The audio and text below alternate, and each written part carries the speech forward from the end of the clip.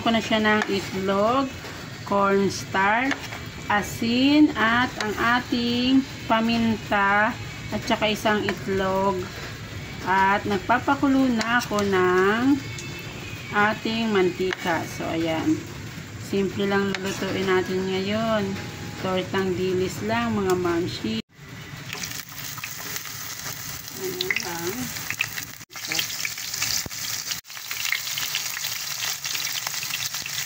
Hapon po sa ating lahat. Tayo ng sauce para kumapit yung last. Okay po agad. Ayan naman.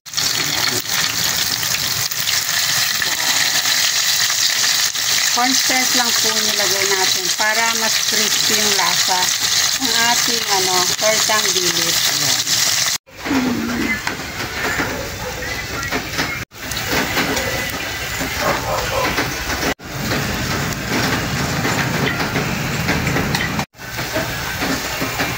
So, magluluto pa tayo ng natira nating tortang dilis. Yan pa ang mga kasama nun. So, maglalagay tayo ng sauce para maging crispy ang ating tortang dilis.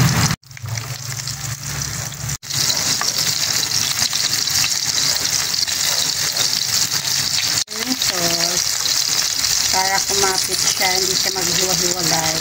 Yan.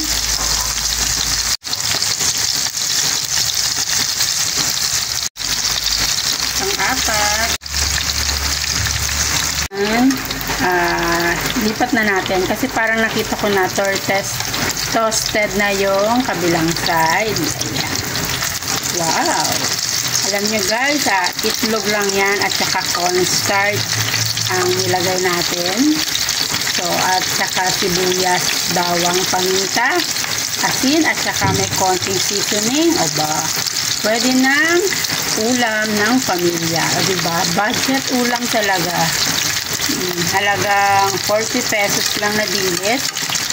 Meron ka ng pang-ulam ng pamilya. Napaka tipid sa ulam.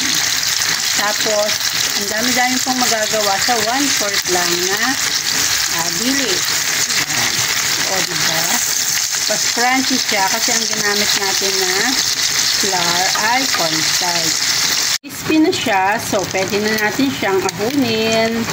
Yan, crispy na ang ating budget ulam ng dilis. Tortang dilis. Stop na natin ang kalayo.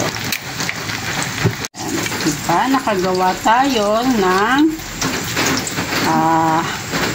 8 pieces na tortang dilis.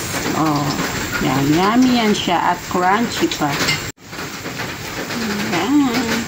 At lalagyan natin siya ng sausawan na maanghang na suka. Sukang pinakurat. Ayan. With sili at kamatis. Ayan. Ready to serve na. So, madumi ang aking kamay kasi nagkulay ako ng aking buhok. At ready na ang ating lunch. Ayan, meron na tayong tortang dilis, halagang 40 pesos. And then, meron tayong napakasarap na sausawan, sukang pinakurat na may kamatis at sili. Ayan, ready to lunch na tayo. Tanghalian na. Maraming salamat po sa panunood sa aking video. At kung bago ka lang sa channel ko, like and share naman po para mag-grow na ang aking channel. Magandang buhay mga mamshi. Ingat po tayong lahat. Bye.